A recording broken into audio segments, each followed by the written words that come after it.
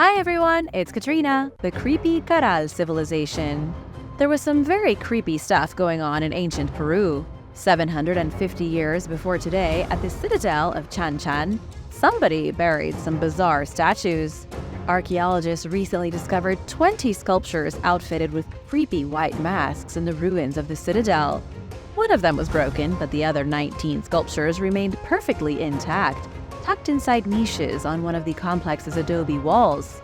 According to the Minister of Culture in Peru, the sculptures are equipped with shields and scepters. They are made from wood, with their creepy masks fashioned out of clay. But who were the creators of the creepy statues?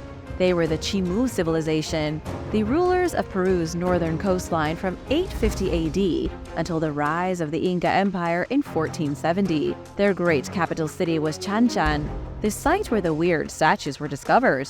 It was one of the largest cities in South America with a peak population of about 60,000. But after it was abandoned following the defeat of the Chimu at the hands of the Inca, it was completely buried. Archaeologists had to remove tons of dirt over the course of months from the hallway where the statues were situated in order to analyze them.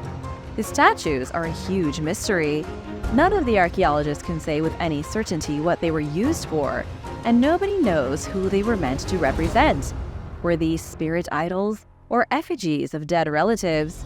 Or was the entire Chimu civilization decorated with this kind of eerie decor?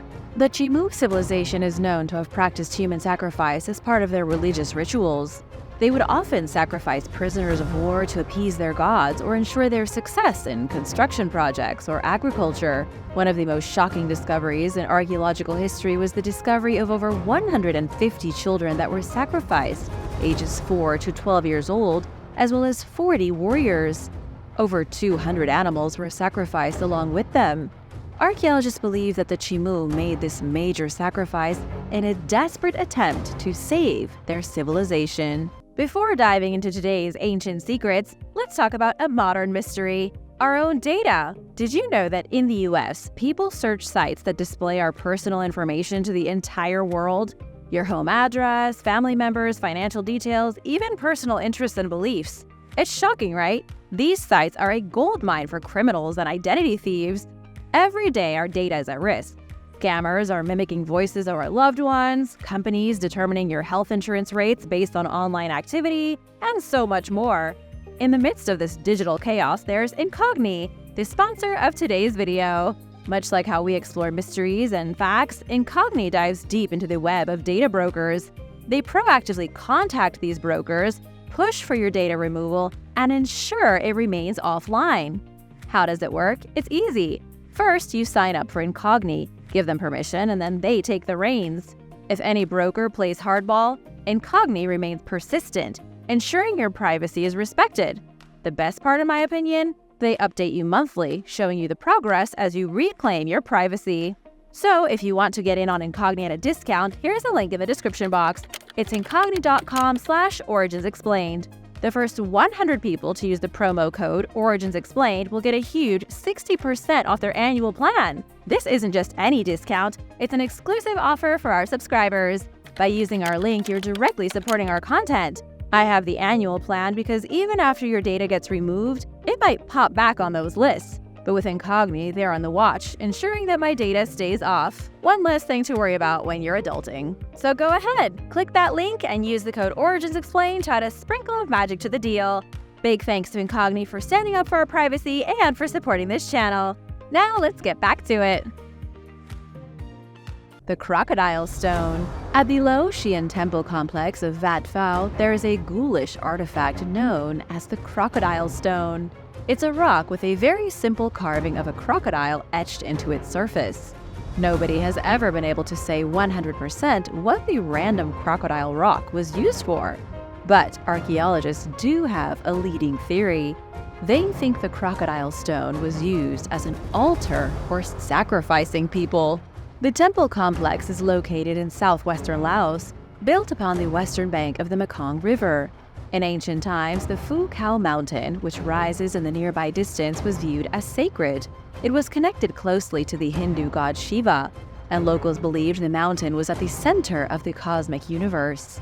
Most of the buildings of the temple complex were built during the Khmer Empire, which lasted between the 11th and 13th centuries.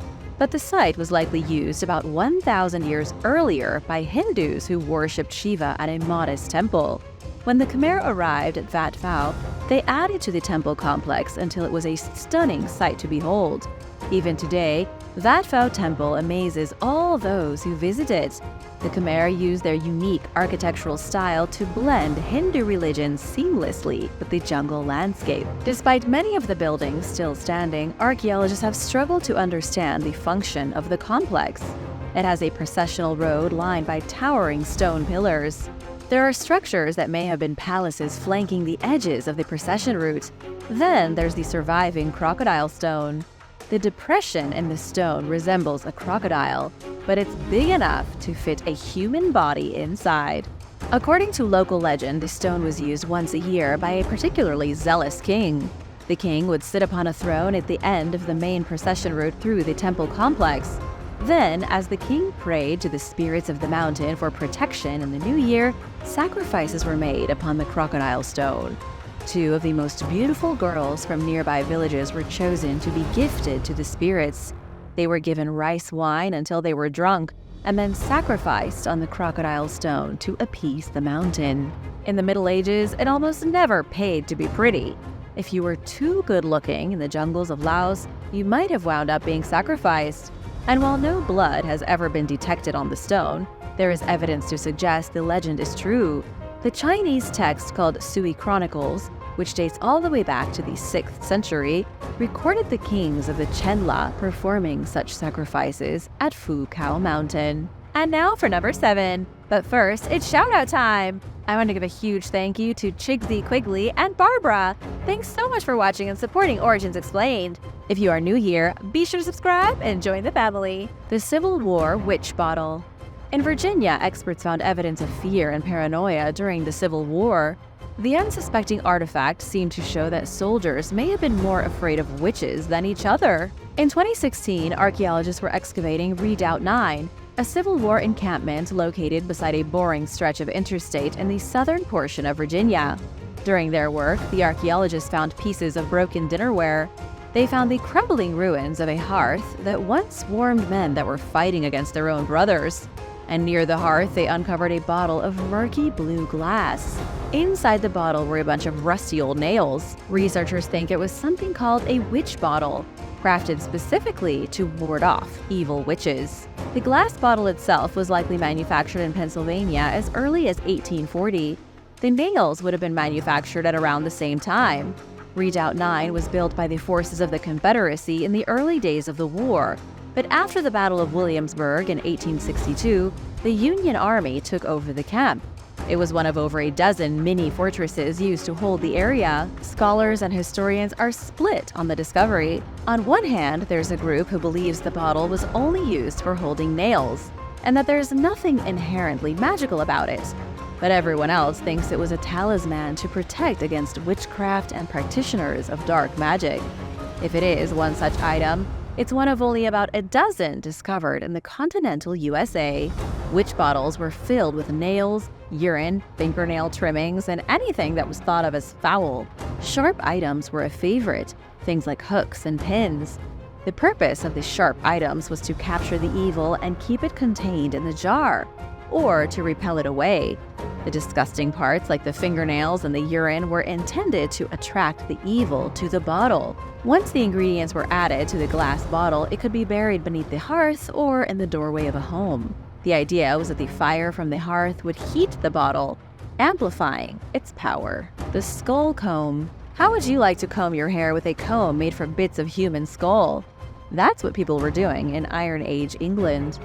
Archaeologists near Cambridge just identified a comb from 2,000 years ago, and it was crafted from a piece of human skull. The Museum of London Archaeology hailed it as an incredibly rare find. Only 2 other bone combs have been found in Britain, both of which were found within 15 miles of the new skull comb. It's only in this one area that the unusual combs were being made. So, what was going on near Cambridge that caused people to start crafting everyday items out of human bone? Unfortunately, scientists don't have all the answers, They don't know why the comb was made or if it was even used for combing hair. They think it may have been more of a ritual artifact than a tool for Iron Age hairstylists. Michael Marshall from the museum said the artifact is an example of hyper-local influences. In other words, it belonged to a reclusive group of locals who became strange and creepy over time. It can happen to anyone. During the Iron Age in Britain, the islands were covered by warring tribal groups. These groups built primitive hill forts and wooden castles. There were no great kingdoms or empires, only warring tribes and competing fishing villages. Then, in the year 43 AD, the Romans arrived on the shores of Britain, and the Iron Age came to an end. This comb would have been made right at the cusp of the Iron Age ending. Researchers think it was likely crafted from the skull of an important member of society.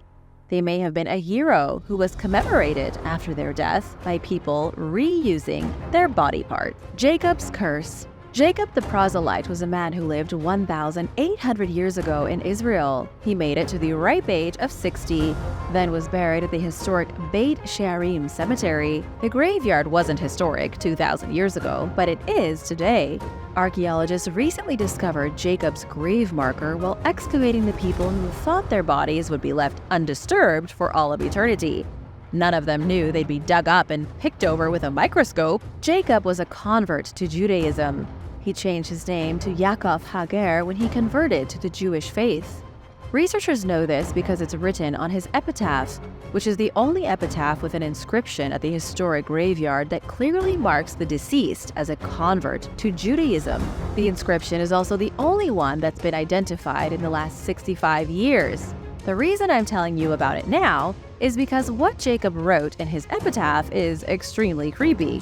Scientists were shocked by the bizarre message scrawled across the marker to his tomb in blood. Not real blood, but crimson paint that looks a lot like blood. In bold Greek letters, the crimson paint spells out a threat. The warning on Jacob's grave says, "Any who open this grave will be cursed." Unfortunately for Jacob, his tombstone was separated from his grave at some point over the last 2,000 years by looters, and researchers weren't able to find his final resting place.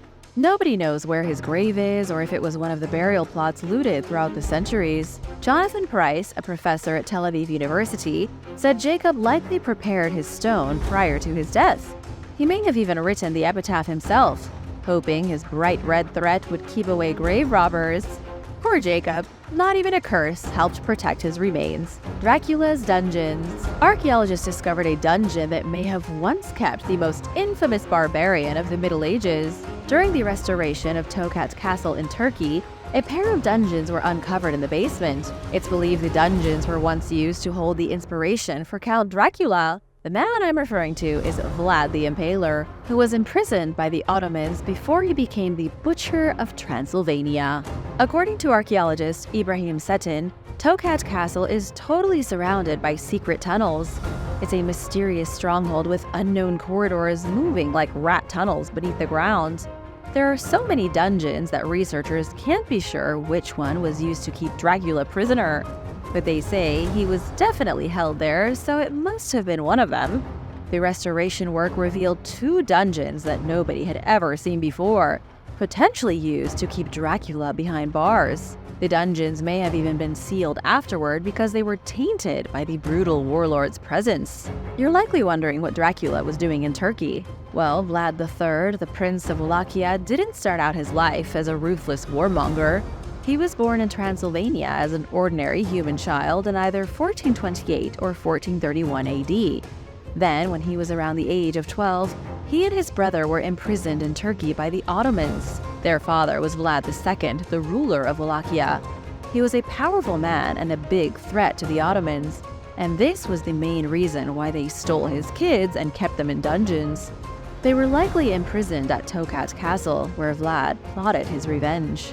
But what many people don't realize is that it wasn't Bram Stoker who made up the name Dracula when he wrote the world's greatest vampire novel. The truth is that Vlad II was part of the Order of the Dragon. The order gave him the surname Dracul, which comes from the Romanian word for dragon. His son was then called Son of Dracul, and so Vlad III became Dracula. After he was freed from his imprisonment in Tokat Castle, He went on to become a ruthless military leader who impaled hundreds of people on spikes for fun. The Incan Reign of Terror. Scientists were combing through the ruins of an ancient Incan village in the Andean foothills when they found something weird in a garbage dump. There were ancient scraps of food, broken pieces of pottery, and some human skulls. But there were no bodies, no clothing, and no jewelry, just skulls. And researchers were absolutely stumped. For 15 years, the 4 skulls in the Incan garbage dump within the ruins of Iglesia Colorada baffled scientists. But now, a pair of researchers at the National Museum of Natural History in Santiago, Chile, think they have an explanation. They believe the skulls were part of an Incan reign of terror. They may have been cut from the bodies of their owners and put on display. But why would they do this? To warn the inhabitants of the village to behave themselves. In the early 15th century, South America was in turmoil. The Inca Empire was expanding, and the isolated civilizations of the Andes were being dominated. Civilizations had lived fairly peacefully for centuries, but in secluded places away from empires. The Inca expansion saw these smaller communities being either wiped out or absorbed. However, most communities didn't want to be incorporated into the Incan Empire. But of course, the Inca didn't really care, and anyone who resisted was killed. This was likely the case in the small village of Iglesia Colorada. Researchers think heads were removed and put on display to intimidate the villagers into peacefully becoming part of Inca society. And when the heads decayed too much to be effective, they were likely thrown in the garbage heap, the Cave of the Monkeys. In 2009, a team of scientists discovered a human skull and a jawbone in a cave in Laos called Tampa Ling. The bones were identified as belonging to early Homo sapiens who arrived in Southeast Asia an estimated 46,000 years ago. Skeptics in the scientific field said it was impossible. They said there was no way humans were living in caves in Southeast Asia that long ago. But now, more bones have been found in the same cave, pushing the date back even further to 86,000 years. The team behind the excavation is comprised of researchers from Laos, France, the US, and Australia. They've already been studying what locals call the Cave of the Monkeys for many years. They've even completed a full 3D scan of the subterranean passageway. It isn't a huge cave, though, which might have been the reason why early humans chose to live inside it. The cavern has a wide mouth, making it easy to gain entrance to the underground pit. But why is it so important that humans were here 86,000 years ago? It's because if the dating is correct, Homo sapiens migrated out of Africa and entered Southeast Asia tens of thousands of years earlier than scientists previously thought. Then, the early humans lived for 56,000 years in the vicinity of Tampa Ling Cave. Just try to imagine how many generations lived and died in the darkness of this creepy cave. It's truly mind-boggling to think about. Thanks for watching! Which ancient civilization do you think was the creepiest? Thanks for watching! Be sure to stay tuned for extra content you might have missed. Knights Templar tunnels. Last year, researchers uncovered an 800-year-old hidden tunnel network beneath the city of Acre in Israel. They believe these tunnels were built by an order of Catholic warrior monks, famously known as the Knights Templar, as a passage to their treasure tower. Also located within Acre at the city's port is the site of the order's former fortress. Pope Clement V disbanded the Knights Templar in 1312 following a conflict between the order and France's King Philip IV. Excavations were featured on the National Geographic series Lost Cities, hosted by researcher Albert Lin. Experts created 3D maps using light detection and ranging technology called LiDAR, which enables them to see artifacts hidden beneath things like vegetation and the Earth's surface. Lin believes that the city of Acre, or the tunnels more specifically, may contain the Knights Templar's legendary hidden treasure, a gold hoard they accumulated during the Crusades.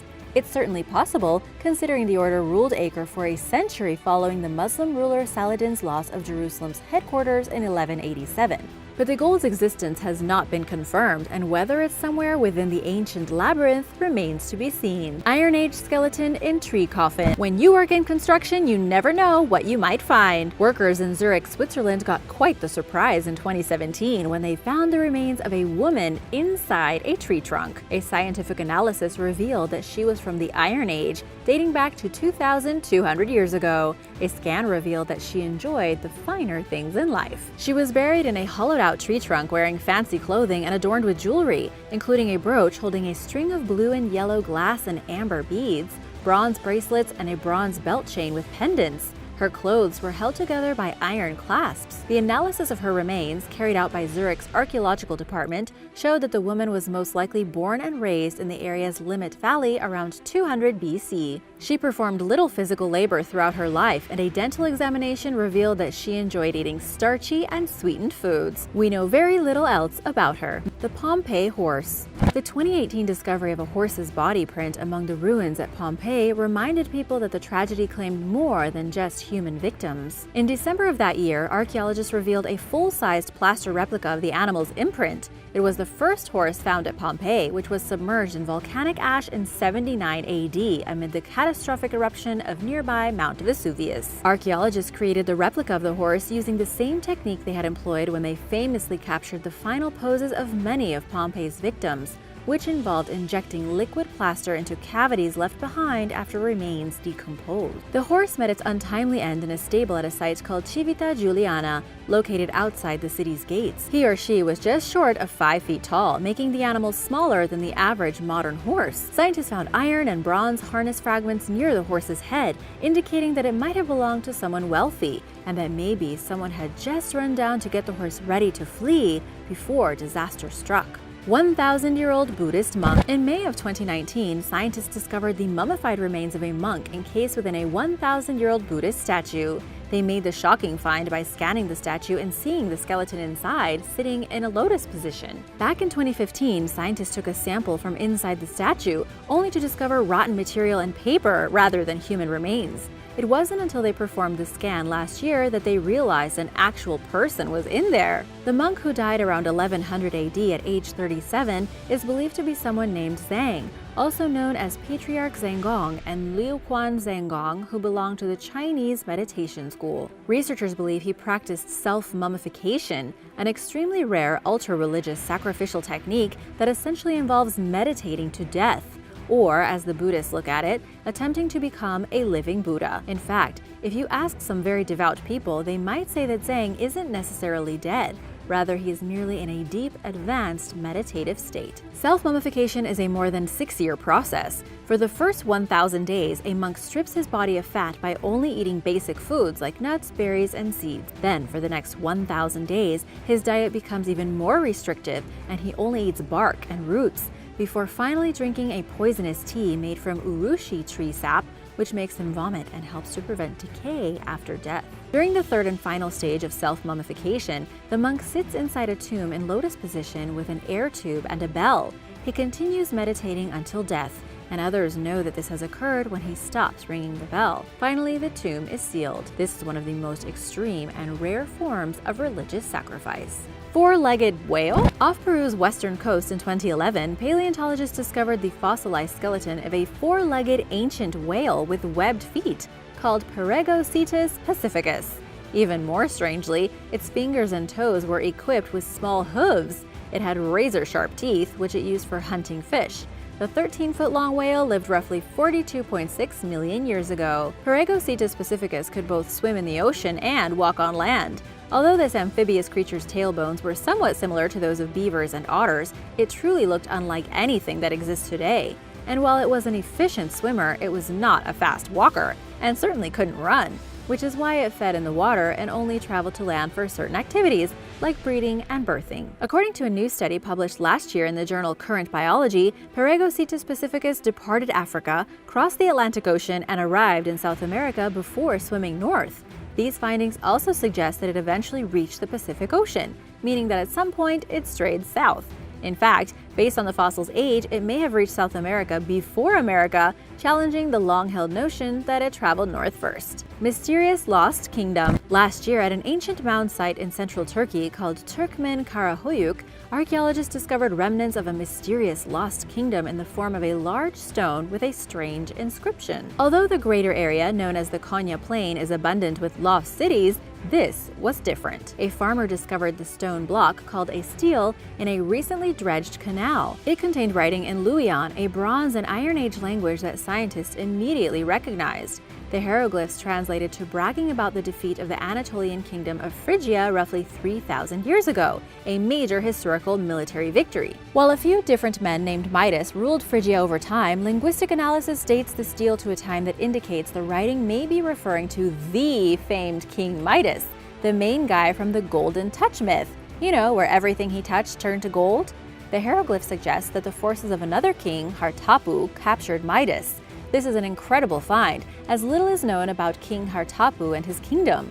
The stele indicates that the mound at Turkmen Karahoyuk may have been Hartapu's capital city, and that it may have spanned some 300 acres at its peak. Before the discovery, archaeologists had no idea of the ancient city's existence. Now they look forward to further exploring the mound, where they anticipate finding things like houses, palaces, and monuments. World's oldest intact shipwreck. In late 2018, archaeologists announced the discovery of the world's oldest intact shipwreck, located a mile beneath the water surface in the Black Sea off the Bulgarian coast. The 75-foot-long Greek trading vessel has sat at its resting place for over 2,400 years. It's remarkably well preserved due to the lack of oxygen in the water surrounding it. The Black Sea is well known for this anoxic layer, as it's called. You might recognize the vessel as the same type of ship featured on ancient Greek pottery. For a long time throughout the ancient world, the Black Sea was an important trade route between Europe and Asia. Greek ships frequently traveled through there while transporting cargo from the Mediterranean to its various colonies along the Black Sea coast. An international team of maritime archaeologists, scientists, and marine surveyors from the Black Sea Maritime Archaeology Project, or MAP, a 3-year endeavor which seeks to explore the sea in detail and measure prehistoric sea level changes, made the incredible find using sonar and deep-sea diving robots. It's just one of around 60 wrecks the team has found, all of which are historically significant. There are ships down there that have never been seen, apart from in murals and paintings and in books, and these are the first time they have been seen since they were afloat, Black Sea Map CEO Edward Parker told The Guardian. A long-lost chapel. Archaeologists with the Auckland Project recently discovered the remains of a large medieval chapel that somehow went missing for 370 years in County Durham, England. Known as the Beck Chapel, it was built during the 14th century for Anthony Beck, one of the UK's richest and most powerful prince-bishops at the time. The 2-story addition to Auckland Castle likely fascinated visitors from all walks of life, including those who were used to the finer and grander things in life. Experts believe that the large, elaborate chapel was a testament to Beck's status as one of Europe's most influential men. But the structure disappeared in 1642 during the First English Civil War, and its location remained obscure until recently, when a team of students and volunteers found it and spent 5 months excavating it. They painstakingly unearthed the foundation, buttresses, walls, and part of the floor. Based on their findings, they created detailed drawings of what Beck's chapel probably looked like during its heyday. It's difficult to overstate how significant this building is, said John Castling, the Auckland Project's archaeology and social history curator, who went on to say that the chapel's sheer size would have stunned visitors of all types. So how does such a massive structure go missing? Shortly before its disappearance, the chapel unfortunately fell into the hands of a man named Sir Arthur Hasselrig, an opponent of Charles I, who demolished it in favor of building a mansion on the site. Auckland Castle was rebuilt in the 1600s after the monarchy resumed power, and the original chapel was lost for nearly the next 4 centuries.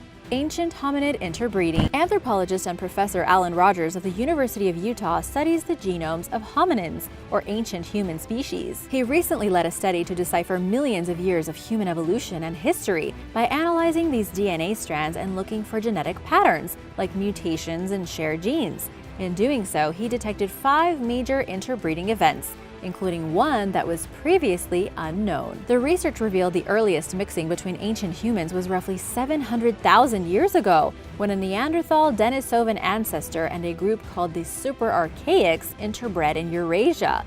They were more distantly related than any other recorded ancient hominin groups, The super archaics diverged from all other hominids around 2 million years ago, including the Denisovan Neanderthal ancestor they later mixed with. Rogers, who led the study, said, "We've never known about this episode of interbreeding, and we've never been able to estimate the size of the super archaic population. It happened long before humans interbred with Denisovans and Neanderthals between 40,000 and 60,000 years ago." The event's discovery caused scientists to revise their timeline of when humans migrated out of Africa and into Eurasia, a hotly debated topic in recent years. In Rogers' words, "We're just shedding light on an interval on human evolutionary history that was previously completely dark." Cleopatra's perfume. Cleopatra is historically known as an extravagant woman who pulled out all the stops when it came to displaying her elegance. According to legend, she sailed a golden boat covered in purple sails that were coated in a strong fragrance. While some tall tales are known to circulate the historical narrative every now and again, research indicates that this all might actually be true. A 2019 excavation project in the Egyptian city of Timuis revealed fascinating information about two of the ancient world's most popular perfumes. The city, founded in 4500 BC, hosted the production facilities for the famous scents, called Mendesian and Metopian. At the site, archaeologists discovered kilns dating back to the 3rd century BC, glass fragments in jars, clay amphora, and residues of the ingredients used in the perfumes. While remnants of the materials may have survived for thousands of years, the aromas obviously did not. A chemical analysis revealed the perfume's key ingredients, including olive oil, cinnamon, cardamom, and myrrh base. A team of researchers led by Robert Littman and Jay Silverstein of the University of Hawaii recreated one of the scents. The substance, which would have been much thicker than today's perfumes, smelled strong, musky, and spicy. "I find it very pleasant, though it probably lingers a little longer than modern perfume," Littman said. "What a thrill it is to smell a perfume that no one has smelled for 2,000 years, and one which Cleopatra might have worn." Thanks for watching! Which discovery did you like the most? Would you like to learn more about recent archaeological finds? Let me know in the comments below. Be sure to subscribe and click that notification bell if you haven't already, and I'll see you next time. Bye!